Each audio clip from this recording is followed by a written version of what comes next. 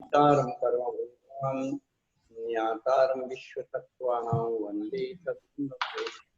देवादेव जयकुमारी भगवान की जय, भगवान की जय, भगवती भगवान की जय। जन्मोद्भव दासांग मयी जन्मानी माता की जय। कुनकुन आचार्य भगवान की जय, उमास्वामी आचार्य भगवान की जय, समन्वत आचार्य भगवान की जय, पूजपाद आचार्य भगवान की जय, खनक आचार्य भगवान की जय, विश्वजी ब्रह्माचार्य चाचकवर्ती आचार्य सांसागर महाराज की जय, तत्की पट्टाची आचार्य श्रमणी गुरुवर सीधम सागर जी महाराज की जय, मम शिक्षा गुरु ज्ञान श्रमणी आचार्य सागर जी महाराज की जय, सिंह कमनो महाराज की जय। धर्मानुरागी अभ्यात्माओं, पिछले दिनों से हम लोग तत्वार सूत्र की व्याख्या सुन रहे हैं और तत्वार सूत्र में हमें अपने होने का बोध हो। सबसे पहले हमें अपने अस्तित्व का भान हो जाए कि हम वास्तव में क्या है। आत्म तत्व तो उसी के माध्यम से हमें समझ में आएगा, लेकिन जो हमें अभी वर्तमान में मिला है, जिसके हम अनुभव कर रहे हैं, फीलिंग कर रहे हैं कि वास्तव में क्या है और कैसे मिला है, तो 6वें अध्याय में और 7वें अध्याय में आश्रव तत्व की घोषणा है। आश्रव पदार्थ के बारे में बताया, कर्मों का आना आश्रव है। तो कर्म कैसे आते हैं, 6वें अध्याय में शरीर वचन और मन, इनकी क्रिया से जो संबंध हो करके जो क्रिया प्रक्रिया बनती है उसे आश्रव कहते हैं। और शुभा पुण्य से शुभा पाप से, शुभ से पुण्य का आश्रय होता है और अशुभ से पाप का आश्रय।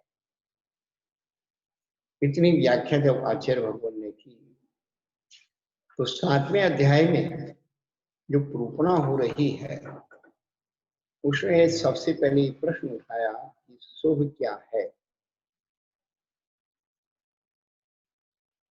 एक प्रश्न से 7वें अध्याय का प्रारंभ हुआ है।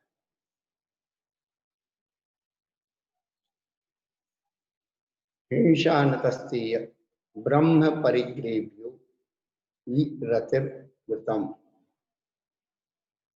हिंसा, झूठ, चोरी, कुशील और परिग्रह, इन 5 पापों से विरक्त होना, इन 5 पापों को छोड़ना, त्यागना, इन 5 पापों से दूर होने का नाम व्रत। उसे हम चारित्र कहते हैं, संयम कहते हैं, साधना कहते हैं। अशोहादो विनिवित्ति सुहे पवित्तीय जान चारकम बद समिद बुद्धि रूपम हार नया। अशुभ से निवृत्ति और शुभ में प्रवृत्ति का नाम क्या है?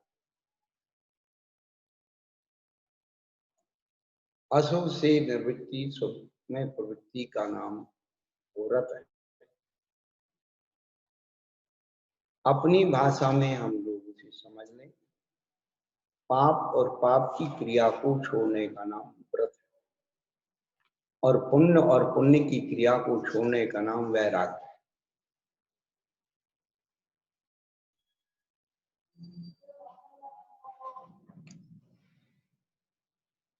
तो जो पुण्य है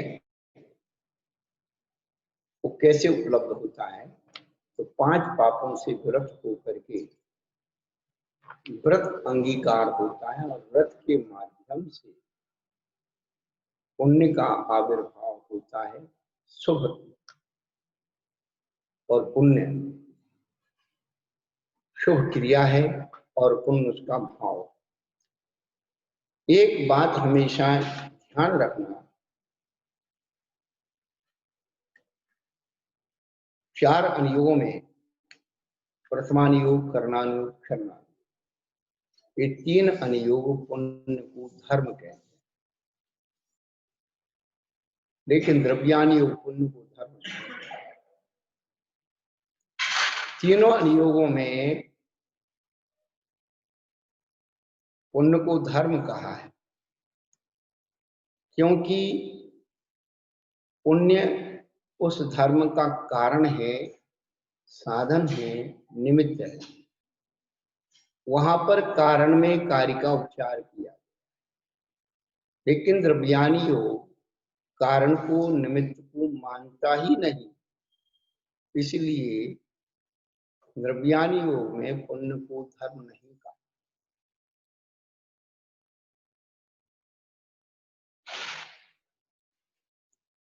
तो जो व्रत हैं, इन 5 पापों को त्यागने की प्रक्रिया का नाम व्रत। पुरुषार्थ सिद्धि उपाय ग्रंथ में अमृतचंद सूरी ने ये कहा है कि सबसे पहले गुरुओं को श्रावकों के लिए मुनि धर्म का उपदेश देना चाहिए। जब श्रावक मुनि धर्म को अंगीकार करने में असमर्थ अपने आप को समझे, तब उसे अनुव्रतों का उपदेश देना चाहिए। जो आचार्य ऐसा नहीं करते हैं, महाव्रतों के पहले ही अनुव्रतों का उपदेश देते हैं, वे निग्रह स्थानम प्रायश्चित के पात्र बताए हैं। इसलिए पहले महाव्रतों का उपदेश दिया जाता है और उसके बाद जब भक्त जीवात्मा उसी महाव्रतों को पालन करने में अपने आप को असमर्थ समझता है, तब उसे अनुव्रतों का उपदेश दिया जाता है। तो यहाँ तो ये जो सामान्य प्रूफा चल रही है, व्रत का स्वरूप बताया जा रहा है कि व्रत क्या है, पुण्य क्या है, शुभ क्या है। तो 5 पापों को त्यागने का नाम व्रत है। और वैराग्य जो है, पुण्य और पाप से परे ऊपर उठता है, वो वैराग्य। कुंद आचार्य भगवान ने मूलाचार में एक गाथा बताई है, धीरो वैराग्य परो थोवम पिय सिख ढूंढ सिद्धि हो, नवि सिद्धि वैराग्य विहीनो पर दूर शब्द सखाई। जो जीवात्मा धीर है और वैराग्य में तत्पर है, वह थोड़ी सी शिक्षा को प्राप्त करके निर्वाण सुख को प्राप्त कर लेता है। नवि सिद्धि वैराग्य विहीनो, लेकिन जो वैराग्य से रहित है, वह संसार के सारे ग्रंथों को पढ़ डाले, लेकिन निर्वाण सुख को प्राप्त नहीं। इसलिए जैन धर्म में वैराग्य को ज्ञान कहा। तो जो 2 पद दिए ऊपर गाथा में, धीरो और वैराग्य करो, तो धीरता कहाँ है? तो धीरता का मतलब है पाप कर्म के उदय से विचलित नहीं होना, उसका नाम धैर्यता। और वैराग्य किसे कहना? पुण्य और पुण्य की सामग्री से प्रभावित नहीं होना, आकर्षित नहीं होना, उसका नाम वैराग्य। इसलिए महापुरुष जो होते हैं व्रत नहीं लेते, वैराग्य लेते, और उन्हें श्रवण कहा जाता है। श्रवण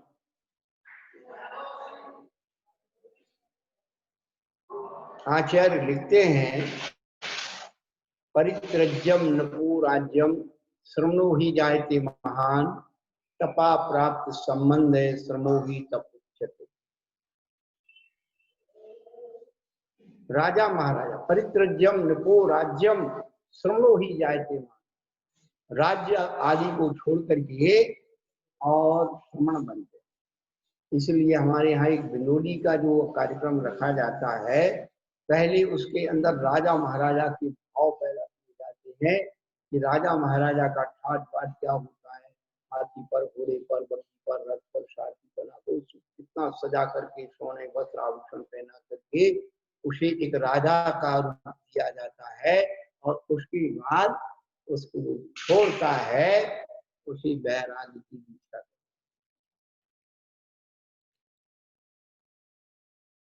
तो परित्रज्यम नपो राज्यम श्रमणो ही जायते महान, तपा प्राप्त संबंध श्रमो ही तप उच्यते।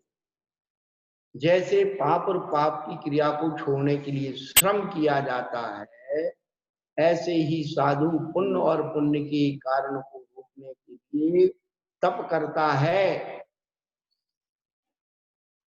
परिणामों को पुण्य में जाने से रोकता है, है, उसका श्रम करता है, इसलिए वह श्रवण कहलाता है।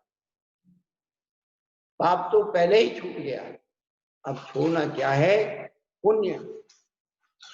और वह द्रव्यानु की अवस्था में तभी पहुंच पाता है जब उसे पाप और पुण्य दोनों बराबर हो जाते हैं। और उसीलिए कह दिया कि बेड़ी तो बेड़ी है, चाहे सोने की हो चाहे। देखिए आप, उसी कपड़े से टोपी बनती है, और उसी कपड़े से जूता बनता है। और टोपी किसी के माथे रख दो तो सम्मान हो गया, और वही कपड़े का जूता किसी के माथे पे रख दिया, अपमान हो गया।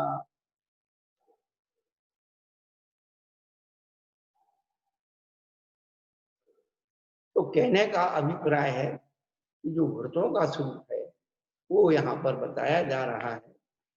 दूसरे सूत्र में कहा देश सर्वतोणु, देश व्रत और सर्वव्रत। देश व्रत को अनुव्रत कहते हैं और सर्वव्रत को महती यानी महाव्रत। अभी व्रत के भेद बता रहे हैं, व्रती के नहीं बता रहे। ये ध्यान रखना, बहुत सारी चीजें बड़ी रहस्यपूर्ण है एक एक सूत्र में। पहले व्रत और व्रत का स्वरूप बताया जा रहा है। तो अणुव्रत और महाव्रत, एक व्रत दो रूप में हो गए, लेकिन इन व्रतों की अनुभूति, व्रतों की फीलिंग कैसे होगी, केवल आचार्य कहते हैं व्रतों के नाम गिनने ने मात्र से, व्रतों की लौंग और संस्कार करने मात्र से व्रत नहीं आ गए। 28 मूल गुणों के नाम याद करके गिनाने से, व्याख्या करने से व्रत नहीं आ रहे हैं। उन्होंने दृष्टांत दिया कि जो गाय दूध देती है, जिसके घर में दूध होता है वही गाय वाला कहलाता है। बिना दूध की गायों को पालने से गौशाला नहीं। ऐसे व्रतों की गिनती कर देने से व्रत नहीं कहलाते हैं। व्रतों में भावनाएं होना चाहिए। यदि व्रतों में भावनाएं नहीं है तो वह पूरी द्रव्य व्रत है, बिना दूध के गाय जैसे पालने जैसा।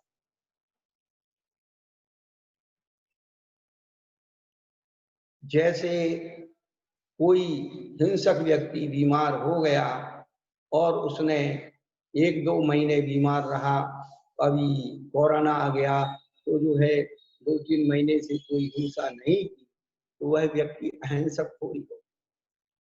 जो व्यक्ति या कोई जानवर है, बिल्ली है जो हिंसक जानवर है, उसने कई दिन तक कोई को नहीं मार के खाया, तो हिंसक थोड़ी। इसलिए आचार्य भगवंतों ने क्या कहा, तत्स्थैर्यार्थम भावना पंच पंच। उन पांचों व्रतों की, एक एक व्रत की 5-5 भावनाएं। ये इतनी महत्वपूर्ण चीज आप और हम सबके बीच में आना चाहिए, क्योंकि हम लोग भटके हुए भगवान।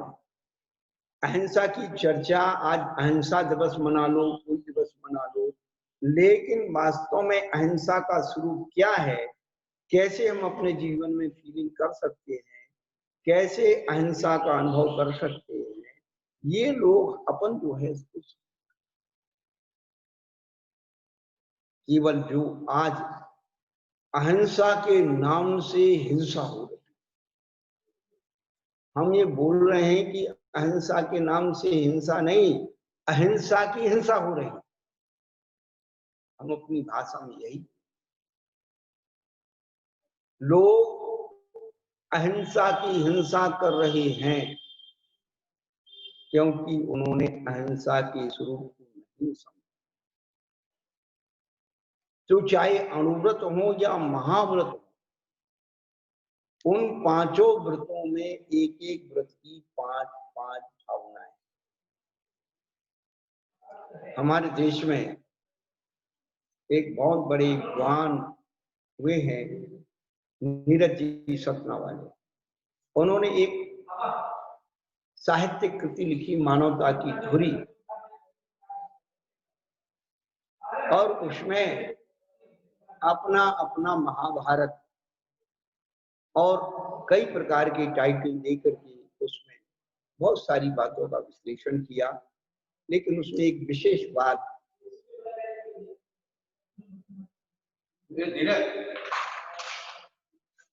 उसमें जो विशेष बात उन्होंने लिखी कि 5 पापों को नियंत्रित करने के लिए विश्व में 50,000 से अधिक कानून बने।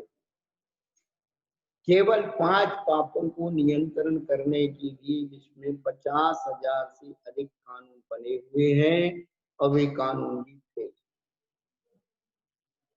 लेकिन जैन दर्शन के 5 सिद्धांत हम लोग यदि अपने जीवन में अवतुक कर ले तो 50,000 कानून की बोझ से हम सब बच सकते हैं।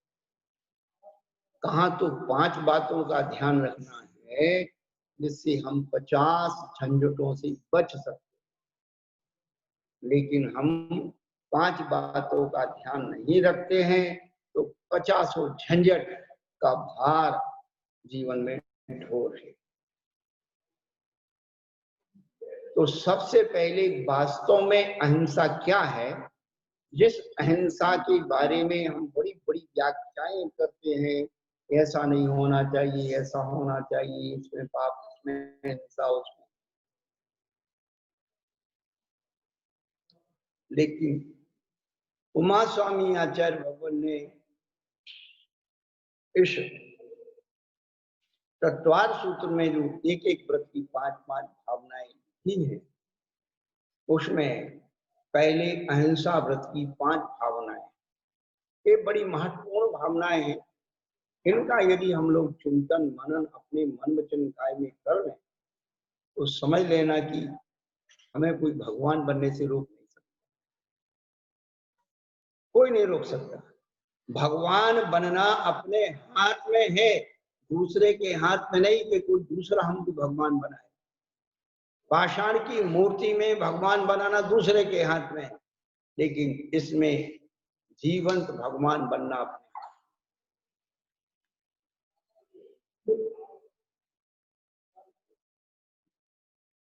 कैसे भगवान बनने की जो शुरुआत, ये ध्यान रखना, धर्म की शुरुआत अहिंसा से होती है और पाप की शुरुआत परिग्रह से होती है। यदि परिग्रह नहीं हो तो कोई पाप करने के प्रति आकर्षण, परिग्रह के कारण ही व्यक्ति हिंसा, झूठ, कहने का अभिप्राय है कि हम अहिंसा व्रत की 5 भावनाओं को समझने की कोशिश करें। कितनी प्यारी भावनाएं है, इसका चिंतन करें कि हिंसा किन किन कारणों से होती।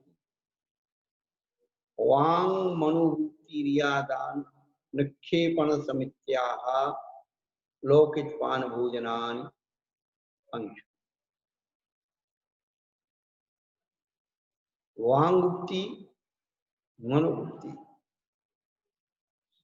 ईर्ष्या समिति, आदान निक्षेपण समिति और आलोकित पान भोजन, ये 5 वाक्य हमारी अहिंसा को पुष्ट करते हैं।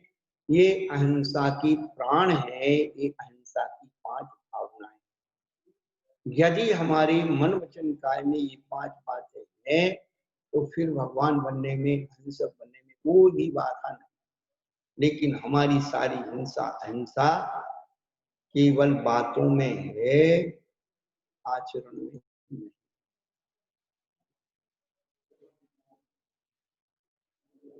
उन्होंने सबसे पहले कहा वांग मुक्ति, वचन मुक्ति। बोलने से हिंसा होती, अशुभ ना बोलो। अहिंसक बनने के लिए 5 भावनाओं में आपको 2 ही भावनाएं मुख्य, एक पहली और एक आगे। देखिए आप, उसमें भी आपको शॉर्टकट बता दें। हम लोग वचनों से क्या करते हैं, रचना जो है, वचन जो है, दोनों काम करती है, एक बोलने का, दूसरा खाने का। तो भाषा की शुद्धि और भोजन की शुद्धि, यदि दो शुद्धि हो जाए तो बीच की तो सब अपने आप हो जाए। कहते जैसा खाते अन्न वैसा होता मन, जैसा पीते पानी वैसी होती बात।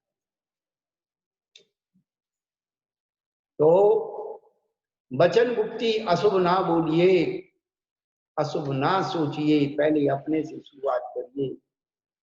अशुभ बोलने से क्या होता है, जब हम बोलेंगे अशुभ तो दूसरे के मन की पीड़ा, दूसरे के मन में हिंसा का भाव आएगा।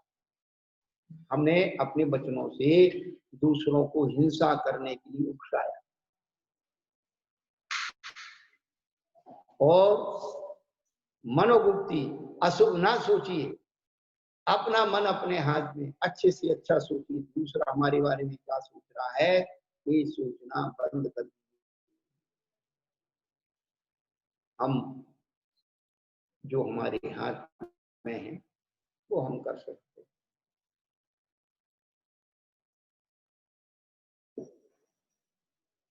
तो वचन के द्वारा हमारा मन प्रभावित होता है, हमारी गति प्रभावित होती है। तो वचन बहुत, शब्द संभाल के बोलिए, शब्द के हाथ ना पाओ, एक शब्द औषधि करे एक करत है घाव। उन शब्दों ने हमें महाभारत करा दी हमारे अंदर। इन शब्दों ने हमें बहुत सारी दुविधाएं, और इन वचनों ने, शब्दों ने राम को वनवास करा दिया। इसलिए अशुभ ना बोले, अशुभ ना सोचें। जो हमारे हाथ में वो तो अपन कर सकते हैं ना, है? ईरिया समिति 4 हाथ जमीन देकर, 4 हाथ हमारे शरीर की जो है ऊंचाई 3.5 हाथ, उसमें एक 6 अंश जोड़ दिया तो पूरा 4 हाथ कर, 4 डेढ़ 6 फीट की जगह देख करके चलना। क्यों? उतनी दूर तक दृष्टि से देखने वाली सजीव चाल से चलना, उतनी दूरी तक के जीव दिख जाए और वो मरने से बच जाए, वहां पर पूछ सकते हैं जो उसकी जीव की रक्षा हो सकती। बड़ा विज्ञान है।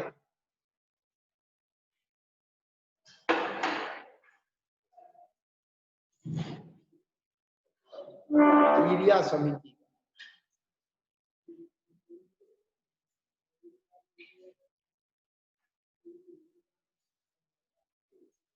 और आदान निक्षेपण समिति, कितनी सावधानता बता रहे हैं आचार्य कि किसी भी वस्तु को अच्छी तरह से देख सोच करके रखना, उठाना आदान निक्षेपण समिति है।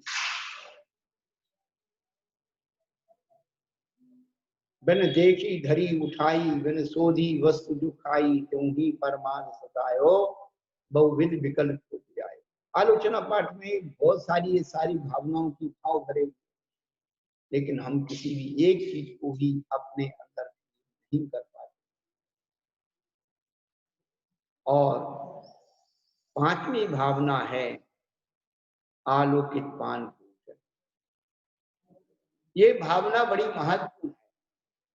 हम अपने आप को बड़ा शाकाहारी कहते हैं, अहिंसक कहते हैं, जैनी कहते हैं, ये कहते हैं, दुनिया भर के टाइटल उपाधियां अपने जीवन में हो। असली अहिंसा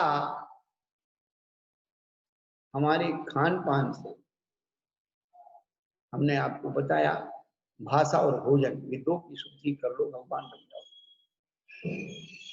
न हमारी भाषा की शुद्धि है, न भोजन की शुद्धि। आप देखिए पूज्यपाद आचार्य ने जो आगम लिखा, कितना उनके बारे में पढ़ करके ऐसा लगता है कि आचार्य हमें सब कुछ देखे। शरीर की शुद्धि के लिए उन्होंने आयुर्वेद विज्ञान लिखा, आयुर्वेद शास्त्र, वचन की शुद्धि के लिए व्याकरण शास्त्र लिखा, और आत्मा की शुद्धि के लिए अध्यात्म शास्त्र, इष्टोपदेश, समाधि, तंत्र जैसे शरीर, वचन और मन की तीनों की शुद्धि का उन्होंने उपाय बताया। ना तो हम लोग शरीर से शुद्ध हैं, ना वचनों में शुद्धता है, ना मन में शुद्धता है। तो ये समझ लो अपन बीमारी है। यत्किंचित शरीर से थोड़े से स्वस्थ हैं, लेकिन वचनों से बहुत बीमार, और मन के तो बिल्कुल मानसिक रोगी हैं। हमारे मन में ईर्ष्या, देश, ये जो सब भरा हुआ है, कॉम्पिटिशन, ये सब हिंसा का रूप। दूसरे को नीचा दिखाना, अपने आप को आगे बढ़ाने का भाव रखना, ये सब हिंसा। किसी भी क्षेत्र में हो, चाहे व्यापार के क्षेत्र में हो, चाहे संयम के क्षेत्र में हो, चाहे त्याग के क्षेत्र में हो, जहां भी दूसरे को नीचा दिखाने का भाव हो, उससे आगे बढ़ने का भाव हो, ये समझ लेना कि आप बहुत पीछे। हमारे आचार्य कहते तू अपनी आत्मा को शुद्धता से नीचे उठाइए और अपने से ज्यादा दूसरे का सहयोग करिए। जो हमको नहीं पालन हो सकता है, दूसरा कर रहा है तो खुशी मनाइए, अच्छा है भैया आप आगे। लेकिन हमारे यहाँ तो बहुत उल्टा काम होता है। एक मांसाहारी व्यक्ति तालाब से कुछ जीव जंतु पकड़ रहा है, तो एक मटके में, वो बर्तन में मछली डाल रहा था। उस जाल में तो बहुत सारी चीजें आती, और एक में जो है वो मेढक डाल रहा था टिपारी में, उसको ढक के रखा, और एक में केकड़ी डाल रहा था, और वो खुले थे। एक व्यक्ति जब निकला, उसने देखा कि भाई ये तीन तरह के जीव ऐसे कैसे रख रहा है, मछली को पानी में उसमें रख रहा है, और मेढक की दलिया में मेढक डाल के ढक के रखा, और केकड़ों को खड़ा खोल रखा है। उसने कहा भैया ये देखो, मैं जो सब ये केकड़े निकल के भाग गए। बहुत अच्छी बात उसने कही। ये जो है, ये केकड़े कभी भी बाहर नहीं जा सकते। क्यों नहीं जा सकते? क्योंकि जब भी एक केकड़ा ऊपर चढ़ेगा, दूसरा केकड़ा उसकी टांग पकड़ के उसे नीचे कर देगा, कभी। तो भैया ये मेंढक को तुमने ढक के क्यों रखा? बोले ये बहुत होशियार है। वो कहते भैया मैं ऊपर नहीं चढ़ पाऊंगा, तू एक काम कर, तू मेरी पीठ पे बैठ जा, वो उसकी पीठ पे बैठ जाए, वो उसकी पीठ पे बैठ जाए, तो छलांग लगा करके तू तो निकल जा भैया। तो मेंढक जो है इतनी अपने हेल्प करते। अरे तिरंज जीवों में भी इतना बोध है। हम इंसान हैं, मनुष्य हैं, हम किसका सहयोग करते हैं? आज अच्छी बातों का कोई सहयोग करने को तैयार नहीं, और बुरी बातों के लिए सब इकट्ठे हो जाएंगे कि ऐसा करो इनके लिए, ऐसा करो उनके लिए, ऐसा करो। जो अच्छे साधु हैं उनके लिए आप क्या कर रहे हैं? उनके लिए भी आप नहीं करना चाहते। आए होंगे अपना कर लेंगे। अरे तुम अच्छे साधुओं को उनकी विनय भैया वृत्ति करना शुरू कर दो, तो ये सारी समस्याएं आए ही नहीं।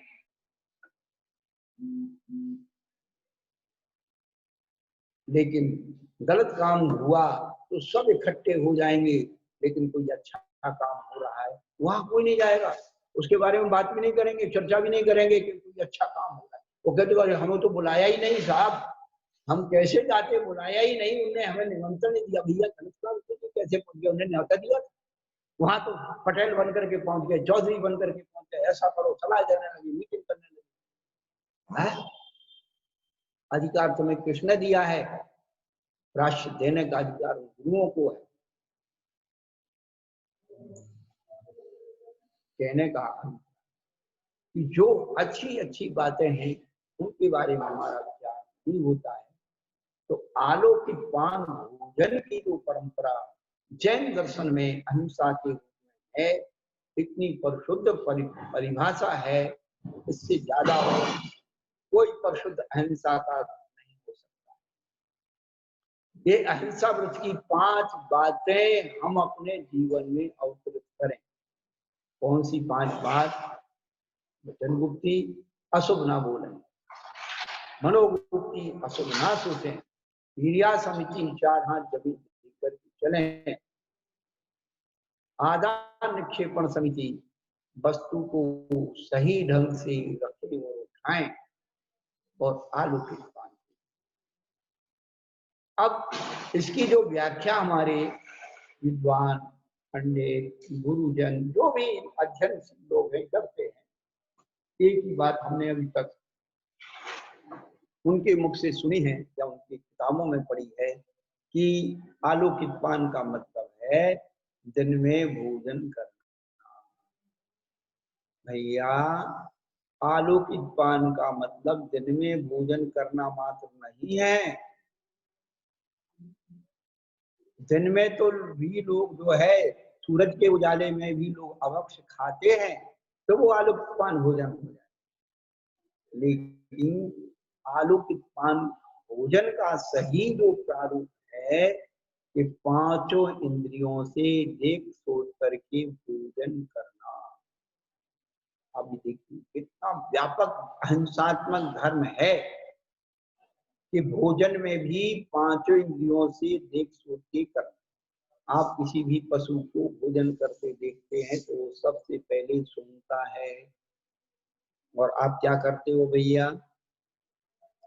पाउच, पाउच उस पे लिखा है, पाउच बोलते, पाउच, हाँ, उस पे लिखा है तम्बाकू चबाना, गुटखा चबाना स्वास्थ्य के लिए हानिकारक है, धूम्रपान हानिकारक है, मद्यपान हानिकारक है। सब्जी खोलते हैं, पढ़ते और खाते।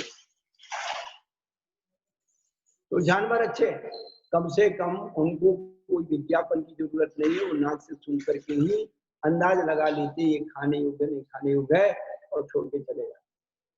लेकिन हम इंसान सब कुछ छोटे हुए जानते हुए भी और ये सब करते हैं। तो सबसे पहले सूंघना, या फिर अपन लोग इंसान हैं तो देखो उस वस्तु का कलर, आकार, प्रकार अच्छा लगना चाहिए। ये दूसरा नंबर। तीसरा नंबर, छुओ, उसके ना तो अति शीत हो ना अति उष्ण हो। भोजन, ऐसा भोजन यदि आप चम्मच से भोजन करते हैं तो नियम से मांसाहार होता है। नियम से, ये लिख लेना हमारी बात को, उसको हम सिद्ध करके बताएंगे। चम्मच से यदि आप भोजन मुंह में लेते हैं तो नियम से आपको मांसाहार होता है।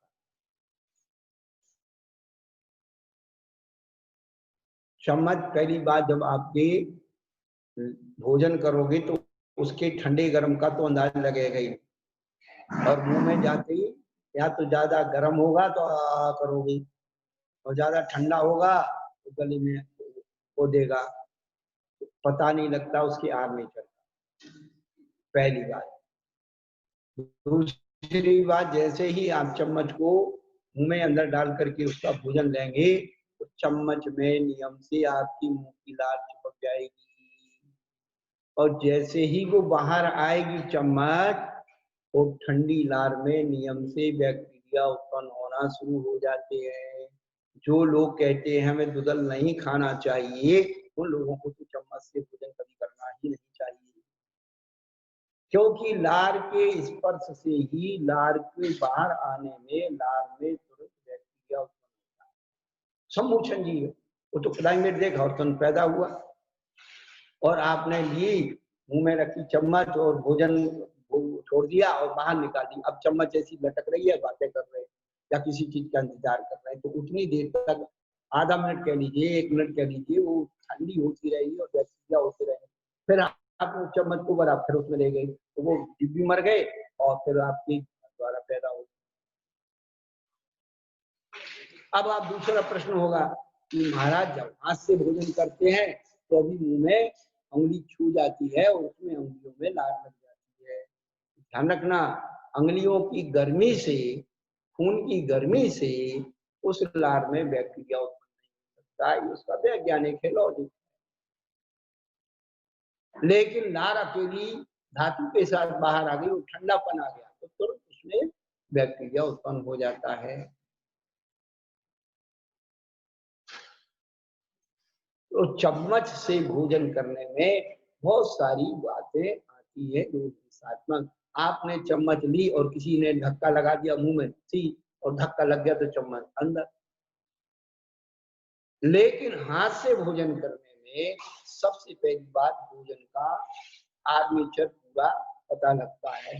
दूसरा, वैज्ञानिक लोग कहते हैं कि जिस समय अपन भोजन को हाथ से छूते हैं तो उससे अपने मुंह की लार में एक ऑटोमेटिकली परिवर्तन होता है जो हमारे इस भोजन को स्वादु और पाचक बनाता है।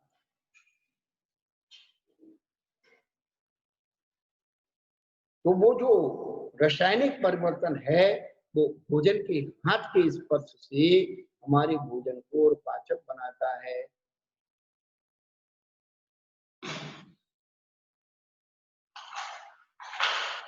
और आप उसके स्वाद में भी अंतर है। कोई भी दाल चावल खिचड़ी है, आप चम्मच में भर के खाएंगे और हाथ से मिला के खाएंगे, दोनों के स्वाद में अंतर होगा।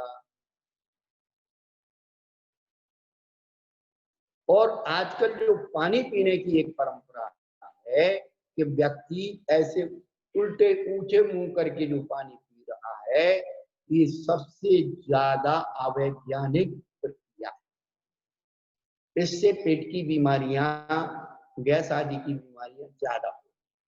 व्यक्ति को हमेशा गिलास से, पात्र से धीरे धीरे पानी पीना चाहिए।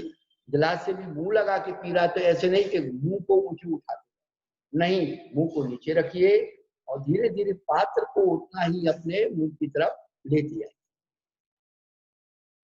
पात्र से ऐसे पानी पीने से आपको उसमें कोई जीव जंतु है वो दिख सकता है, और ऐसे पीने से कभी कभी क्या होता है, ऊपर के जीव जंतु भी उसके साथ मक्खी मच्छर भी चला गया तो आपको।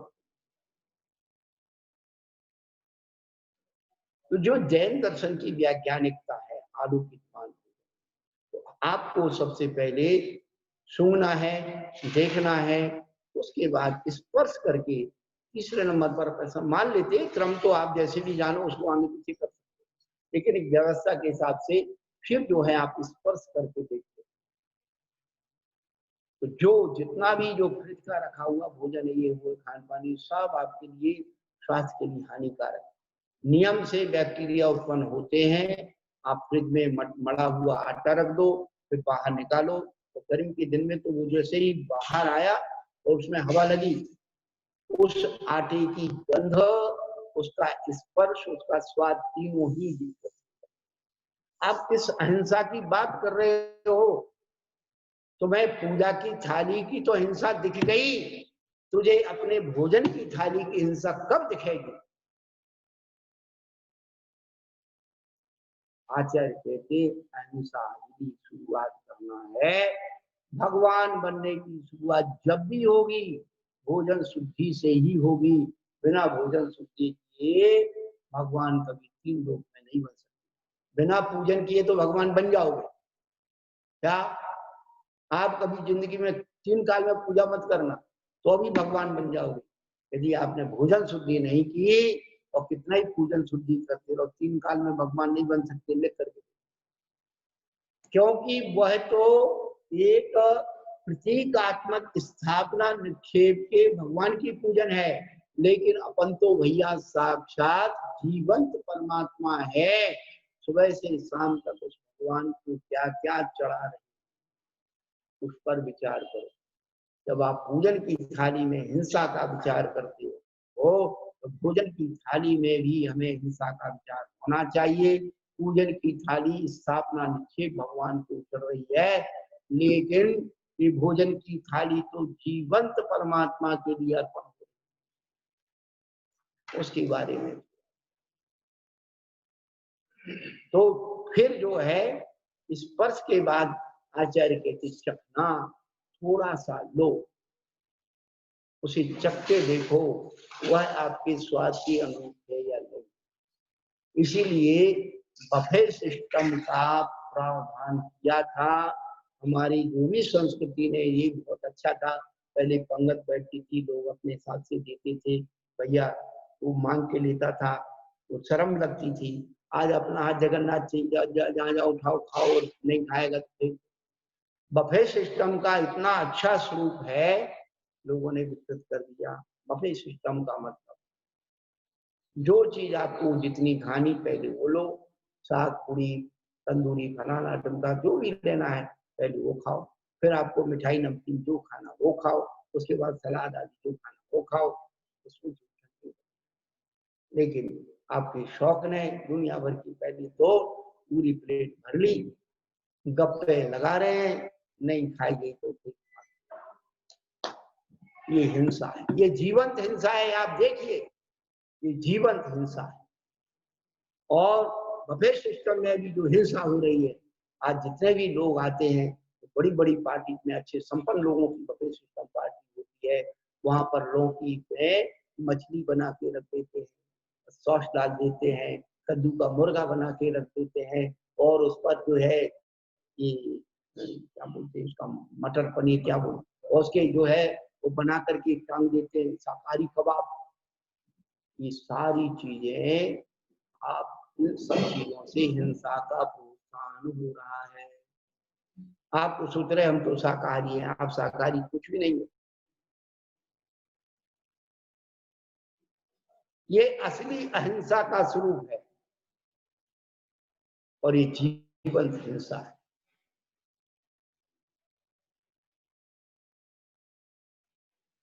तो उसके भोजन का स्वाद थोड़ा सा आप लीजिए, अनुकूल है खाइए, क्यों बिगाड़िए। और आचार्य कहते कर्ण इंद्री के द्वारा अहिंसा कैसे हो, तो आचार्य कहते दी कथा ना सुनते हुए भोजन करना। यदि आप टीवी का को देखते हुए प्रोग्राम हिंसा मार धार क्रिम कार्टून देखते हुए भोजन कराते हो करते हो, सब इसीलिए बच्चों में हिंसात्मक। शाकाहारी वस्तुओं के मांसाहारी नाम आपने रख दिए, ये शब्द से हिंसा है? नमकीन चावल को आप पुलाव कहने लगे, पकौड़ी की सब्जी को कोफ्ता कहने लगे, ये मांसाहार आपके घर में घुस गया, आपको इसका मीनिंग नहीं मालूम। आपका 8-10 वर्ष का बच्चा है, उसको पैसा मिले, उसे बिक रहा था कि भाई ये जो है पुलाव बिक रहा है, तो पुलाव लिखा हुआ है उस पर, और उसने कहा कि भाई हमारी मम्मी रोज पुलाव बना के खिलाती है, आज यहाँ प्लेट में खा लो, और उसको स्वाद लग गया, तो वही खाएगा, उसको तो कोई भेद नहीं है शाकाहारी। पहली बात। दूसरी बात है, हम आपको फिर बताते कि मानो आप किसी मुनि महाराज का विहार कराते, और महाराज का स्कूल में धर्मशाला में वहां आपने चौका लगाया, और वहां अजैन लोग देख रहे हैं, अब आप चिल्ला रही हो नहीं महाराज पुलाव लो, महाराज कोफ्ता लो, तो अजैन लोग क्या सोचेंगे, जैन साधु पुलाव खाता है, तो आपके साथ हम भी मर गए। तो ऐसे हिंसक शब्दों का प्रयोग करना भी भोजन में हिंसा है। पहले हम इन सब चीजों को सुधारें, भोजन को भोजन बोले, खाना ना बोले। यदि आप भोजन को खाना बोलते वो भी हिंसा है, जिसे खाया ना जाए वो खाना है। हमारे शास्त्रों में तो भोजन शब्द आया है, आहार शब्द, भोजन जीमो साहब, भोजन करो साहब है। तो ये शब्दों का जो विज्ञान है, इसमें भी हिंसा अहिंसा का माप है। जैन दर्शन की अहिंसा कितनी सूक्ष्म है, इस बात पर आप गौर करो। अपनी पहले भोजन की थाली में हिंसा को शोधन करो, हिंसा को दूर करो। ये समझ में आ गई, किसी ने कह दिया दीपक जलाने में पाप,